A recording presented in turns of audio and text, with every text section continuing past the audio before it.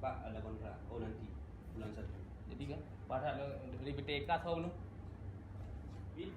Insyaallah menggulung sih. Undang-undang ada bukan. Sudarlun, dua kelompok tenaga outsourcing pada Kamis 4 Juni 2020 mendatangi gedung DPRK Loksmawe. Kelompok pertama adalah tenaga outsourcing di Pertamina Hulu Energi Poin B, yakni bekerja di Site Plan Arun Batupat Loksmawe.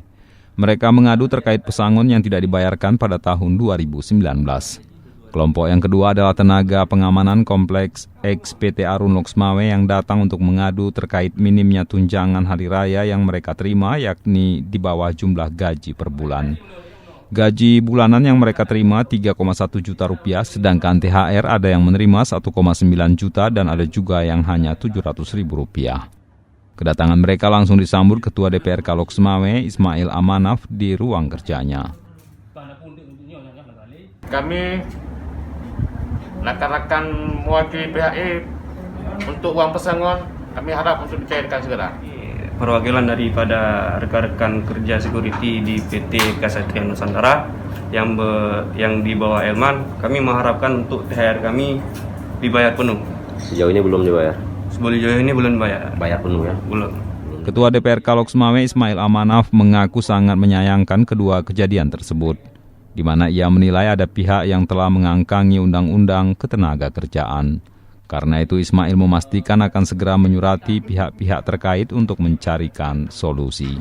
Kita yang pertama sudah berkoordinasi dengan dinas terkait dan kita sangat menyayangkan perusahaan sebesar PT PHI dan perusahaan sebesar PT Elman yang tidak membayarkan hak-hak pekerja sesuai dengan ketentuan undang-undang. Apalagi ini dengan daerah lagi kita menghadapi COVID.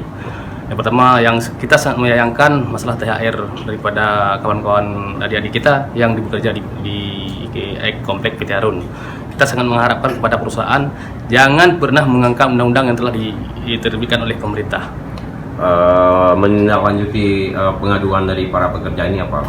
Kita akan segera memanggil pihak dalam hal ini pihak terkait perusahaan PT Eka yang mengerjakan tenaga pengamanan yang di PT Arun, dan yang kedua kita pernah juga menyurati PT PHI menanyakan terkait masalah pesangon karyawan lebih kurang 200 orang pesangon 2019 yang belum dibayarkan. Sebelumnya juga mereka pernah mengadukan kepada kita juga di awal tahun kemarin terkait hal yang sama juga. Sejauh ini belum ada respon dari pihak? Sejauh ini belum ada respon dengan alasan COVID-19. Apakah mereka akan kita ajukan surat pemanggilan kembali? Rencana dalam waktu dekat kita akan memanggil juga mereka kembali ke tempat kita ini. Dari Loksmawe, Saiful Bahri, Serambion TV. Jadi ide yang aku punya jadi